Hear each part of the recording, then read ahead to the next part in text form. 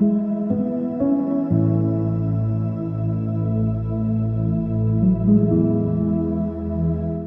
ಕ್ರಿಸ್ತನಲ್ಲಿ ಪ್ರೀತಿಯುಳ್ಳ ದೇವ್ ಜನರೇ, ನಿಮ್ಮೆಲ್ಲರನ್ನ ಈ ವರ್ಷದ ಬೆಳಗಿನ ಜಾವದಲ್ಲಿ ತುಂಬು ಹೃದಯದಿಂದ ವಂದಿಸುವನಾಗಿದ್ದೇನೆ. ಕರ್ತನ ಈ ಕೃಪೆ ದಿವಸವನ್ನ ತಿರುಗಿ ನಾವು ಆತನ ಮಹಿಮೆಗಾಗಿ ಕಳೆಯುವುದಕ್ಕಾಗಿ ವಿಶ್ವಾಸಿ ಕ್ರೈಸ್ತ ಶಿಷ್ಯನು ಆತನು ಸಾಮರ್ಥ್ಯವುಳ್ಳ ವ್ಯಕ್ತಿಯಾಗಿರಬೇಕೆಂಬುದಾಗಿ ನಾವು ನೋಡಿಕೊಳ್ತೇವೆ. ಪ್ರಿಯ ನನ್ನ ದೇವ್ ಜನರೇ, ಕರ್ತನು ನಮಗೆ ಆ ಸಾಮರ್ಥ್ಯವನ್ನು ಕೊಟ್ಟಿದ್ದಾರೆ. ಏನನ್ನ ಸೈತಾನನನ್ನ ತುಳಿದು ನಿಲ್ಲುವಂತ ಸಾಮರ್ಥ್ಯವನ್ನ ಕರ್ತನು ನಮ್ಗೆ ಕೊಟ್ಟಿದ್ದಾರೆ. ಪ್ರೇರೆ, ನಾವು ಲೂಕನ ಬರೆಸುವಾರ್ತೆ 10ನೇ ಅಧ್ಯಾಯದಲ್ಲಿ 19ನೇ ವಚನದಲ್ಲಿ ನಾವು ನೇರವಾಗಿ ನಾವು ನೋಡ್ಕೊಳ್ತೇವೆ. ಹಾವುಗಳನ್ನ, ಚೇಳುಗಳನ್ನ, ವೈರಿಯ ಸಮಸ್ತ ಬಲವನ್ನ ತುಳಿಯುವುದಕ್ಕೆ ನಿಮಗೆ ಅಧಿಕಾರ ಕೊಟ್ಟಿದೆ. ದೇವರು ನಮಗೆ ಸಾಮರ್ಥ್ಯವನ್ನು ಕೊಟ್ಟಿದ್ದಾನೆ. ಆದರೆ ಎಷ್ಟೋ ಕ್ರೈಸ್ತ ವಿಶ್ವಾಸಿಯಲ್ಲಿ ಈ ಸಾಮರ್ಥ್ಯ ಇಲ್ಲದೆ ಇರುವುದಕ್ಕೆ ಮೂಲ ಕಾರಣ ಏನಂದ್ರೆ, ಅವನು ದೇವರಿಂದ ಹೊಂದಿದ ಅಧಿಕಾರವನ್ನ ತಿಳಿದುಕೊಳ್ಳದೆ ಇರುವುದರಿಂದಲೇ. ಈ ಕಾರಣ ಒಬ್ಬ ವಿಶ್ವಾಸಿ ಕ್ರೈಸ್ತ ಶಿಷ್ಯನು ಆತನು ಬಹಳಷ್ಟು ಲಕ್ಷ್ಯ ಕೊಟ್ಟು ದೇವರು ಕೊಟ್ಟ ಸಾಮರ್ಥ್ಯವನ್ನು ತಿಳಿದುಕೊಂಡವನಾಗಿರ್ಬೇಕು. ಆಗ ಸೈತಾನನ ತುಳಿದು ನಿಲ್ಲುವುದಕ್ಕೆ ಸಾಧ್ಯವಾಗ್ತದೆ. ಆದರೆ ಸೈತಾನನು ಬಹಳಷ್ಟು ಭಯಂಕರನಾದ ವ್ಯಕ್ತಿ, ಆತನು ಭಯಂಕರನಾದ ವೈರಿ. ಆತನು ಒಬ್ಬ ವಿಶ್ವಾಸಿಯನ್ನ ನಷ್ಟಪಡಿಸುವುದಕ್ಕೆ ಬಹಳಷ್ಟು ಸಾಮರ್ಥ್ಯಗಳನ್ನ ಬಳಸಿ ತನ್ನ ಸಾಮ್ರಾಜ್ಯಕ್ಕಾಗಿ ಆತನನ್ನ ಎಳೆಯುವುದಕ್ಕೆ ಮನಸ್ಸು ಮಾಡ್ತಾ ಇರ್ತಾನೆ. ಇದನ್ನು ನಾವು ತಿಳಿದುಕೊಂಡವರಾಗಿರ್ಬೇಕು ನನ್ನ ಪ್ರಿಯ. ಎಷ್ಟೋ ದೇವರ ಮಕ್ಕಳು ಇದನ್ನ ಅರಿಯದೇ ಇರುವುದರಿಂದ ಅವರು ಮೋಸಕ್ಕೆ ಒಳಗಾಗ್ತಾರೆ. ದೇವರ ಒಂದು ಆಲೋಚನೆ ಏನಂದ್ರೆ, ನಾವು ಆತನನ್ನ ತುಳಿದು ನಿಲ್ಲಬೇಕು ಮತ್ತು ದೇವರ ಸಾಮ್ರಾಜ್ಯದಲ್ಲಿ ಆತನ ಸ್ವಭಾವಗಳನ್ನ ಈ ಲೋಕದಲ್ಲಿ ನಾವು ಸಾರುವ ಮಕ್ಕಳಾಗಿರ್ಬೇಕೆಂಬುದಾಗಿ ಬಹಳಷ್ಟು ದೇವರು ನಮಗೆ ಸಾಮರ್ಥ್ಯವನ್ನು ಕೊಡುವುದಕ್ಕೆ ಮನಸ್ಸು ಮಾಡ್ತಾರೆ. ಹೇಗೆ ಸಾಧ್ಯ? ಹೇಗಂದ್ರೆ, ನಾವು ಆ ಪುನರುತ್ಥಾನದ ಶಕ್ತಿಯಲ್ಲಿ ನಿಂತಾಗ ಮಾತ್ರ.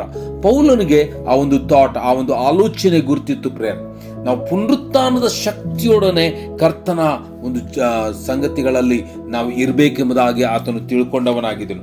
ಅದನ್ನ ಫಿಲಿಪ್ಪಿದವರು ಬರೆದ ಪತ್ರಿಕೆ 3ನೇ ಅಧ್ಯಾಯದಲ್ಲಿ ತನ್ನ ಜೀವಿತವನ್ನು ಪೂರ್ಣವಾಗಿ ಸಮರ್ಪಣೆ ಮಾಡಿ, ನನಗೆ ಪುನರುತ್ಥಾನದ ಶಕ್ತಿ ನನಗೆ ಬೇಕು, ನಾನು ಕರ್ತನಲ್ಲಿ ಪುನರುತ್ಥಾನ ಶಕ್ತಿಯೊಡನೆ ಜೀವಿಸಬೇಕು. ಯಾಕಂದ್ರೆ ಪುನರುತ್ಥಾನದ ಶಕ್ತಿ ಸೈತಾನ ಪ್ರತಿ ಕುತಂತ್ರವನ್ನ ತುಳಿದು ನಿಲ್ಲುವಂತ, ಸೈತಾನ್ನ ಎದುರಿಸುವಂತ, ಸೈತಾನ್ನ ಪೂರ್ಣವಾಗಿ ಸ್ಮ್ಯಾಶ್ ಮಾಡುವುದಕ್ಕೆ ಒಂದು ಸಾಮರ್ಥ್ಯ. ಅದು ಪುನರುತ್ಥಾನದ ಶಕ್ತಿಯೇ ಪ್ರೇರೆ. ಪಾತಾಳವನ್ನ ಜಯಿಸಿ ಬಂದಂತ ಯೇಸುವಿನ ಪುನರುತ್ಥಾನದ ಶಕ್ತಿ ಈ ದಿವಸ ನಮಗೂ ಸಹ ಕೊಡುವುದಕ್ಕೆ ಇಷ್ಟವುಳ್ಳವರಾಗಿದ್ರೆ ಕರ್ತನು ಪ್ರೇರೆ.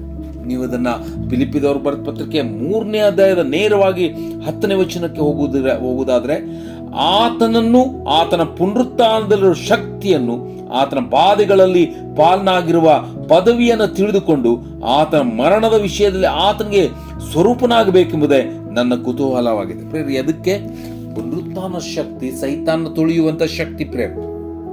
ಆ ಸೈತಾನನ್ನು ಬ್ಲೈಂಡ್ ಮಾಡಿ ಎಷ್ಟೋ ದೇವರ ಮಕ್ಕಳಲ್ಲಿ ಈ ಪುನರುತ್ಥಾನದ ಶಕ್ತಿಯನ್ನ ಅರ್ಥ ಮಾಡಿಕೊಳ್ಳದಂತೆ ಇರುವುದಕ್ಕೆ ಮನಸ್ಸು ಮಾಡ್ತಾನೆ ಪ್ರೇರ. ಅದಕ್ಕಾಗಿ ಬಹಳ ಎಚ್ಚರಿಕೆಯನ್ನು ವಹಿಸಬೇಕು.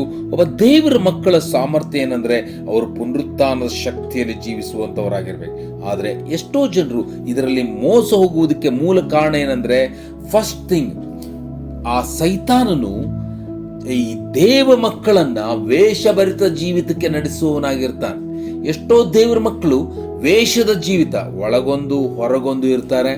ಹೊರಗೆ ಜನರ ಮುಂದೆ ಬಹಳಷ್ಟು ಭಕ್ತಿವಂತರು ಎಂಬುದಾಗಿ ಕಂಡು ಬರುವುದಕ್ಕೆ ಮನಸ್ಸು ಮಾಡ್ತಾ ಇರ್ತಾರೆ. ಆದ್ರೆ ಒಳಗೆ ನೋಡಿದರೆ ಸೈತಾನನ ಗುಣಗಳಿಂದ ತುಂಬಲ್ಪಟ್ಟವರಾಗಿರ್ತಾರೆ. ಅದನ್ನ 2 ಕೊರಿಂಥ 11ನೇ ಅಧ್ಯಾಯದ 13ನೇ ವಚನದಲ್ಲಿ ದೇವ ಸೇವಕರು ಬೆಳಕಿನ ದೂತನ ವೇಷವನ್ನು ಧರಿಸಿಕೊಳ್ಳುವವರು ಎಂಬುದಾಗಿ ನಾವು ನೋಡಿಕೊಳ್ತೇವೆ. ಎರಡನೇದಾಗಿ, ಈ ಸೈತಾನನು ಸತ್ಯವನ್ನ ಪೂರ್ತವಾಗಿ ಅನುಸರಿಸದಂತೆ ಆತನು ನಮ್ಮನ್ನ ನಷ್ಟಕ್ಕೆ ಗುರಿ ಮಾಡುವವನಾಗಿರ್ತಾನೆ ಎಂಬುದಾಗಿ ನಾವು 2 ತೆಸಲೋನಿಕ 2ನೇ ಅಧ್ಯಾಯದ 10ನೇ ವಚನದಿಂದ 12 ವಚನಗಳಲ್ಲಿ ನಾವು ನೋಡ್ಕೋತೇವೆ. ಅಲ್ಲಿ ಯಾವಾಗ ನಾವು ಸತ್ಯವನ್ನ ಸತ್ಯವನ್ನ ಬಿಟ್ಟು ನಡೆಯುವರಾದ್ರೆ, ಸತ್ಯ ಭ್ರಷ್ಟರಾಗಿ ನಾವು ಅನೀತಿಯಲ್ಲಿ ನಡೆಯುತ್ತಾ ದೇವರನ್ನ ನಾವು ತಿರಸ್ಕಾರ ಮಾಡುವವರಾಗಿರ್ತೇವೆ. ಅದಕ್ಕಾಗಿ ಸೈತಾನ್ನ ಮುಖ್ಯವಾದ ಪ್ಲಾನ್ ಏನಂತ ಹೇಳಿದ್ರೆ, ಸತ್ಯವನ್ನು ಅನುಸರಿಸದೆ ವೇಷದ ಜೀವಿತವನ್ನ, ಮೋಸದ ಜೀವಿತವನ್ನ, ಅದ್ಭುತಗಳು, ಮಹತ್ಕಾರ್ಯಗಳು, ಈ ರೀತಿಯ ಲೋಕದ ಸಂಗತಿಗಳಲ್ಲಿ ಅವರು ಜೀವಿಸ್ತಾ ಹೋಗ್ಬೇಕನ್ನುವಂತ ಒಂದು ಪ್ಲಾನ್, ಅದು ಸೈತಾನ್ನ ಪ್ಲಾನ್ ಆಗಿದೆ ಪ್ರೇರೆ. ಅದಕ್ಕಾಗಿ ಬಹಳ ಎಚ್ಚರಿಕೆಯನ್ನು ವಹಿಸಬೇಕು. ಕೊನೆಯದಾಗಿ ಸೈತಾನನು ಮಾಡುವಂತ ಮುಖ್ಯವಾದ ತಂತ್ರ ದುರ್ಬೋಧನೆಗಳು. ನೀವು 1 ತಿಮೋತಿ 4ನೇ ಅಧ್ಯಾಯದ 1ನೇ ವಚನದಲ್ಲಿ ನಾವು ನೋಡ್ಕೋತೇವೆ, ಸೈತಾನನು ದುರ್ಬೋಧನೆಯನ್ನ ಮಾಡುತ್ತಾ ಜನರ ಮನಸ್ಸನ್ನ ಮಂಕು ಮಾಡಿ ಸತ್ಯ ಭ್ರಷ್ಟರಾಗಿ, ಸತ್ಯದ ಮೇಲೆ ನಂಬಿಕೆಯನ್ನು ಇಡದಂತೆ ಆತನು ಮಾಡಿ ನಷ್ಟಕ್ಕೆ ಗುರಿ ಮಾಡುವ ವ್ಯಕ್ತಿಯಾಗಿದ್ದಾನೆ ಎಂಬುದಾಗಿ ಅಲ್ಲಿ ನೇರವಾಗಿ ಬರೆದಿರುವುದನ್ನು ನಾವು ನೋಡ್ಕೋತೇವೆ. ಅದಕ್ಕಾಗಿ ಬಹಳಷ್ಟು ಲಕ್ಷ್ಯ ಕೊಟ್ಟು ನಾವು ದೇವರ ಮಕ್ಕಳಾಗಿ ಸೈತಾನ್ನ ಎದುರಿಸಿ ನಿಲ್ಲುವಂತ ಸಾಮರ್ಥ್ಯವುಳ್ಳವರಾಗಿ ಆತನ್ನ ತುಳಿದು ನಿಲ್ಲುವುದಕ್ಕೆ ನಮ್ಮನ್ನು ಸಂಪೂರ್ಣವಾಗಿ ಒಪ್ಪಿಸಿಕೊಳ್ಳೋಣ. ಆ ರೀತಿಯಲ್ಲಿ ಆಗುವಂತೆ ಕರ್ತನು ನಿಮ್ಮನ್ನು ಆಶೀರ್ವದಿಸಲಿ. Thank you.